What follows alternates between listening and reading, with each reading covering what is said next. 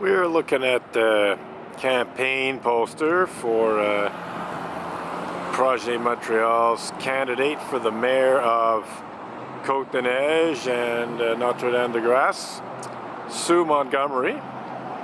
Sue Montgomery is, or at least was until recently, a Montreal Unitarian who, in addition to being totally complicit in the Unitarian Universalist religious community's immoral and unethical and borderline criminal attempted misuse of Canada's blasphemy law in clergy, sex abuse, cover-up and denial legal bullying, which seeks to conceal such despicable crimes as pedophilia and rape committed by certain Unitarian Universalist ministers. Sue Montgomery was a knowing and willful participant in efforts on the part of the Unitarian Church of Montreal to misuse SPVM police power and even the Canadian Criminal Code in efforts to force an end to my protest outside the Unitarian Church of Montreal. So she's not only someone who is passively complicit in the injustices and abuses and hypocrisy that I'm protesting against and have been protesting against for the better part of 20 years outside the Unitarian Church of Montreal, but she has chosen to become an active participant in efforts to force an end to my protest. Efforts that include calling in misleading or outright false reports to the SPVM police in an effort to get me arrested or ticketed, and also making highly misleading and even outright false depositions to the police in an effort to obtain a restraining order against me. So Sue Montgomery is unfortunately not someone who I would consider to be suited to be mayor of Côte-des-Neiges Notre-Dame or any other Canadian municipality. I don't think anyone who misuses police power, misuses the criminal code to try to suppress freedom of speech is suited to be not just a mayor, but even a city councillor. And I should add that in December of 2014, so basically 2 years, 10 months and a week or so ago, the 4th of December 2014, Sue Montgomery had me served with a cease and desist demand letter that falsely accused me of making libelous statements against her in terms of what I just said, her complicity in Unitarian Universalist misuse of blasphemy law to hide pedophilia and rape, etc., and her own knowing and willful participation in efforts by the Unitarian Church of Montreal to force an end to my protest.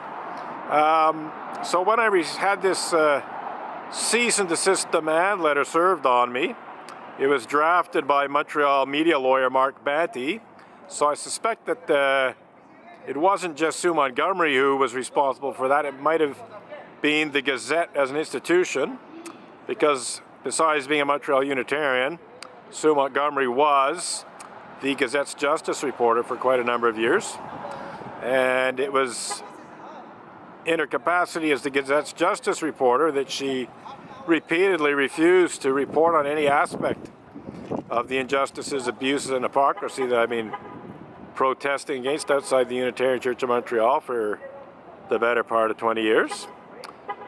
And if we look down here, oh look, we got another Montreal Unitarian, Jeremy Searle. Jeremy Searle has been a city councillor in Montreal for quite some time, being the city councillor for the Loyola district of Notre-Dame-de-Grace NDG for quite some time. And Jeremy Searle is another Montreal Unitarian who, besides being totally complicit in all of the injustices, abuses, and hypocrisy that I've been protesting against outside the Unitarian Church of Montreal since May of 1998, Jeremy Searle is another Montreal Unitarian who tried to misuse the criminal justice system in an effort to force an end to my protest outside the Unitarian Church of Montreal. In December of 2000, I was arrested outside the Unitarian Church of Montreal by an SPVM police officer by the name of Anthony Pompa. And this was an arrest that, like, he was basically told to go and arrest me. Like, it wasn't something that, you know, he decided on his own. He was sent to the church to arrest me. That was it. That was all. It was already predetermined. When I asked him what I had been arrested for, he said public nuisance. And when I was able to look deeper into it, I discovered that I'd been arrested for allegedly violating section 176.3 of the Canadian Criminal Code, which prohibits disrupting the order and solemnity of church services. So this is a law, section of the Canadian Criminal Code in the public nuisance section, which essentially prohibits, you know, disrupting a church service. And it's obviously intended primarily in terms of actions that take place within the church itself. You know, I was outside the church. I was engaging in peaceful public protest. I was barely visible from inside the church. I was barely audible inside the church. And yet Jeremy Searle and various other Montreal Unitarians, including Val Bourdon and at least one other person, but I suspect with the full backing of the leadership of the congregation, had managed to have me charged with violating section 176.3 of the Canadian Criminal Code. They'd somehow persuaded the SPVM to arrest me and a Crown prosecutor to prosecute me. Jeremy Searle was one of the prosecution witnesses in this trial, because there was a trial, because I contested the charge. I pleaded not guilty and I defended myself in court. And to make a long story short, I was acquitted some years later when the Crown prosecutor was unable to prove a single one of the 4 or 5 points of law that he needed to prove beyond reasonable doubt in order to obtain a conviction. I cross-examined Jeremy Searle as one of the prosecution witnesses. I also cross-examined Val Bourdon, and both of them basically were, you know, I don't know what the best word to describe them is, but they were less than honest witnesses, and they essentially tried to pretend that because they personally felt uncomfortable inside the church while I was protesting outside the church, that this somehow violated section 176.3 of the Canadian Criminal Code. When I asked Jeremy Searle and Val Bourdon if I could be heard inside the Unitarian Church of Montreal, they both answered no. So they answered honestly that I could not be heard. When I asked Val Bourdon if I could be seen within the Unitarian Church of Montreal during my protest, he answered yes. And this was a surprise to me, because I knew that the sanctuary of the Unitarian Church of Montreal is mostly brick, has a few slit windows, I think 4. I think it's just 4 windows, possibly 5, but I think it's 4. 2 are up very high. It cannot be seen through those windows. One is totally blocked by a monument or memorial to the Montreal firefighters who were killed when the transsexual organist of the previous incarnation of the Unitarian Church of Montreal in Simpson Street in downtown Montreal burned down the church, and a wall collapsed on them, killing them. So that window cannot be seen through. There's only one thin slit window that one could potentially, possibly see me through, but it's perpendicular to where the congregation faces, like 90 degrees to the right of where people are looking when they're in the sermon. So maybe if someone looked to his right, someone sitting at the far right of the row of seats, and didn't have anyone obstructing their view, they might actually see the top of my head go by the window as I'm circulating outside the church. So when Val Bourdon said yes, I said, how can people see me, during the church service? And he came back with, people are staring at you through the lobby windows. what he meant is the Unitarian Church of Montreal's entrance does have a large glass window. You know, it's like a lobby that, you know, leads into the sanctuary. And yes, there are people who do choose to watch my protests through that window. So my next question to Val Bourdon was, do you celebrate church services in the church lobby? And he came back with a very long, drawn-out no, because I think he realized that I'd pretty well destroyed any possibility of being convicted of violating Section 176(3) of the Canadian Criminal Code in his and Jeremy Searle's and other Montreal Unitarians' immoral and unethical and, I dare say, deeply misguided and hypocritical misuse of the Canadian Criminal Code in malicious prosecution that sought to force an end to my protest and possibly even put me in jail for a couple of years. If I was convicted of violating Section 176.3 of the Canadian Criminal Code, I stood to spend a couple of years in jail. So Jeremy Searle and Val Bourdon and other Montreal Unitarians were actually prepared to throw me in jail for a couple of years for protesting against Unitarian Universalist clergy abuse and the anti-religious intolerance and bigotry of atheist Unitarians like Reverend Ray Drennan and indeed Val Bourdon and Frank Green and other bigoted Montreal Unitarians. You know, they were actually prepared to have me tossed in jail for a couple of years by having me convicted of violating Section 176.3 of the Canadian Criminal Code.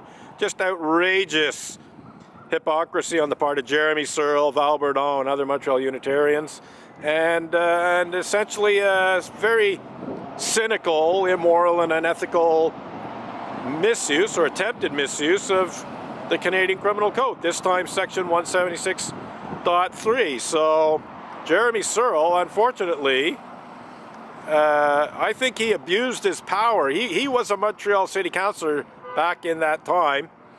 I know that he had actually written letters to the SPVM demanding that they do something, demanding that they have me arrested. That was actually part of the evidence against me that I was provided with, was at least one letter from Jeremy Searle to the police in Westmount demanding that they have me arrested. So just incredible, you know, outrageous hypocrisy on the part of Jeremy Searle. This man is no champion of free speech, although he certainly likes to shoot his mouth off.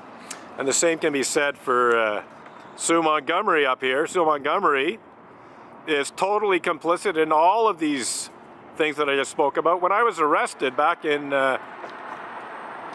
December 2000, I called the Gazette. I wanted the Gazette to report on the fact that I'd been arrested for allegedly violating Section 176.3 of the Canadian Criminal Code. And Sue Montgomery was the Gazette reporter who answered the Gazette City Desk phone when I called in. And, you know, when I told her about how I'd been arrested for protesting outside the Unitarian Church of Montreal, her response was, "Oh, that's not newsworthy." She was very insistent that this arrest for allegedly violating the order and solemnity of church services at the Unitarian Church of Montreal was unnewsworthy, and she refused to assign a reporter. And then later, when I was falsely accused of the criminal act of blasphemous libel by the Unitarian Universalist Association in June of 2012, and subsequently asked Sue Montgomery in her capacity as the Gazette's so-called justice reporter to report on this immoral and unethical, borderline criminal, and quite frankly batshit crazy attempted misuse of Canada's blasphemy law by the Unitarian Universalist Association, well, Sue Montgomery refused again. And I have little reason to doubt that in addition to refusing to report the story herself, she almost certainly wielded whatever influence she had within the Gazette to ensure that no one else reported it. Because I did try to get various other reporters to report the story. I called the city desk on numerous occasions trying to get them to assign a reporter to report on the UUA's false blasphemous libel accusation against me and the larger story of clergy abuse cover-up that went with that. But the Gazette always found excuses not to report the story. And I think that's got a lot to do with Sue Montgomery and various other Montreal Unitarians who were Gazette employees at one time or another, such as Harvey Shepard, former Gazette religion columnist, such as Mark Abley, the Words columnist for the Gazette. Although I believe he's a freelancer now, I think he still has some influence within the Gazette. And then there's also another Montreal Unitarian, who I won't name right now, but I believe she had an administrative job at the Gazette. And then there's various other people in the Montreal media community who are or were members of the Unitarian Church of Montreal who also, I believe, wielded whatever influence they have to ensure that my protests and the misuse of the criminal justice system by Montreal Unitarians and the Unitarian Universalist Association to suppress my protest were never reported, not just in the Gazette, but any other Montreal media so far. That's it for now. Definitely not someone who should be mayor of Montreal's largest borough. Someone who's clearly guilty of abuse of power and quite low moral and ethical standards, I would say. And definitely a two-faced hypocrite, Sue Montgomery. One of the two-faced hypocrites who is, or was until recently, a member of the Unitarian Church of Montreal, and who misused the criminal justice system, participated in misuse of the criminal justice system to try and shut down my legitimate protest against Unitarian Universalist clergy abuse, which includes such despicable crimes as pedophilia and rape committed by certain Unitarian Universalist ministers